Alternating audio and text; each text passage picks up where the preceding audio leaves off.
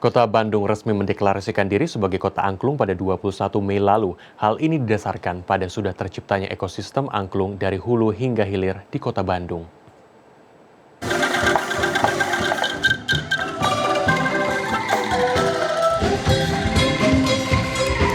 Angklung merupakan alat musik tradisional khas Jawa Barat. Nah, di ibu kotanya, ini di Kota Bandung, terdapat tempat tujuan wisata budaya dan edukasi yang memiliki workshop, tempat pertunjukan, dan juga tempat penjualan souvenir tentang angklung. Bahkan yang terlibat dalam ekosistem angklung ini bisa mencapai lebih dari 1.000 orang. Ketertarikan masyarakat juga terlihat dari banyaknya jumlah pengunjung yang datang yang bisa mencapai 1.000 orang setiap harinya.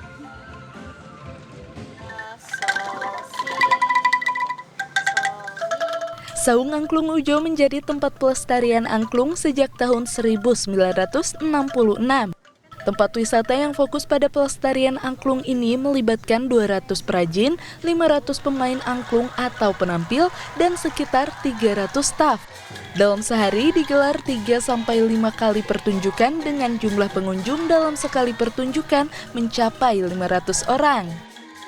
Ternyata antusias anak luar biasa dan kami bangga tadi pada saat anak-anak berada di sini mereka excited banget dan bisa memainkan angklung dengan sangat indah dan itu membuat kami dari pihak pendidik itu merasa jadi kepikir yang dulunya tidak kepikir untuk ekskul angklung itu untuk kita budayakan atau kita lestarikan. This instrument first time I saw, of course.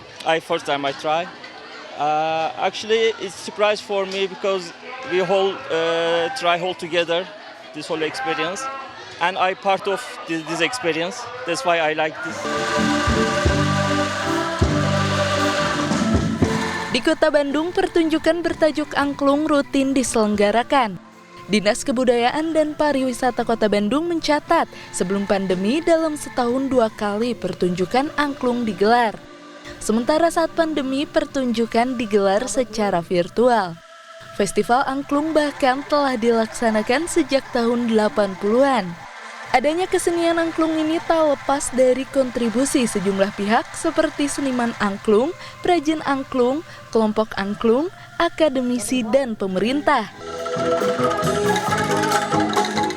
Terdapat 14 seniman angklung di Kota Bandung, 7 perajin angklung, dan lebih dari 200 kelompok angklung usia PAUD hingga SMA, serta 8 universitas yang terlibat dalam kesenian angklung di Kota Bandung. Ekosistem angklung yang sudah tercipta ini menjadi salah satu dasar pemerintah Kota Bandung mendeklarasikan Bandung Kota Angklung pada 21 Mei lalu. Pemerintah Kota Bandung berkolaborasi dengan para seniman dan industri angklung guna menyosialisasikan Bandung Kota Angklung ini. Salah satunya dengan Saung Angklung Ujo. Direktur Utama Saung Angklung Ujo menjelaskan telah berdiskusi dengan pemerintah Kota Bandung dalam menyusun rencana aksi untuk mewujudkan Bandung Kota Angklung. Jadi ini kita benar-benar rancang dari hulu hilirnya ya. Katakan penanaman pohon bambunya, kemudian pelatihan terhadap pengrajinnya, kemudian tentu pelatihan terhadap para calon-calon pelatih, kemudian tentu udah masuk ke sekolah-sekolah, kemudian tentu ada apresiasi untuk mereka bisa tampil di berbagai kesempatan, di festival, di resital, kemudian tentu ada seminar-seminar, workshop, dan lain-lain. Nah, saya kira kemudian menjadi souvenir, menjadi sebuah material yang bisa sebagai alat musik yang kreatif dari orang-orang Bandung yang bisa tersebar ke seluruh dunia. Dinas Kebudayaan dan Pariwisata Kota Bandung menyebut pencanangan mengenai Bandung Kota Angklung sudah melalui serangkaian kajian yang dilakukan sejak tahun 2020 lalu. Meski telah banyak julukan disematkan bagi Kota Bandung, namun julukan baru ini tak akan menggeser julukan yang telah ada seperti Bandung Kota Kembang dan Paris Van Java. Justru julukan ini menjadi semangat baru. Eksistensi angklung pun dinilai dapat mendongkrak pariwisata di Kota Bandung. Misalnya Saung Angklung Ujo. Data Disbudpar mencatat sebelum pandemi dalam sehari estimasi penghasilan dari Saung Angklung Ujo bisa mencapai 27 juta rupiah.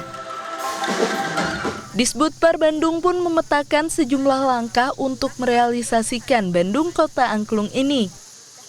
ada seminar mengenai angklung ini.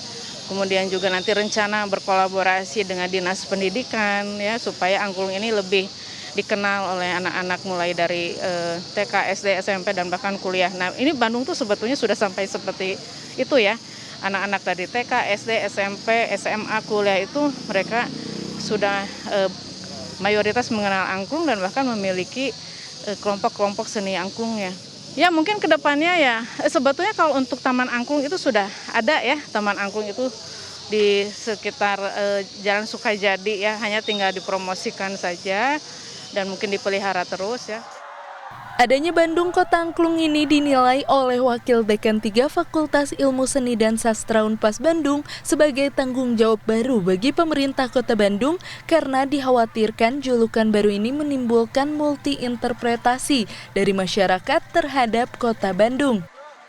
Saya juga khawatirnya bahwa narasi-narasi yang dibangun itu artinya begini, di mana ganti kepemimpinan di Kota Bandung, itu selalu ada sebuah jargon yang dibangun sesuai dengan visi dan misi dari pemimpinnya.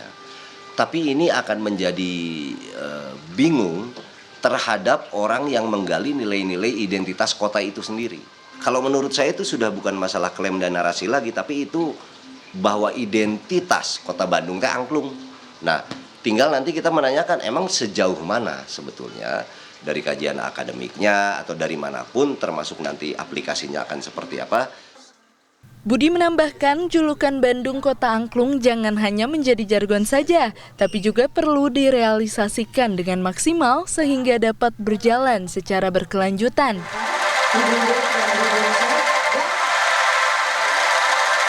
Diharapkan keberadaan angklung ini tetap lestari dan potensinya dapat terus dikembangkan dari beragam aspek sehingga Bandung Kota Angklung dapat terrealisasi dengan baik.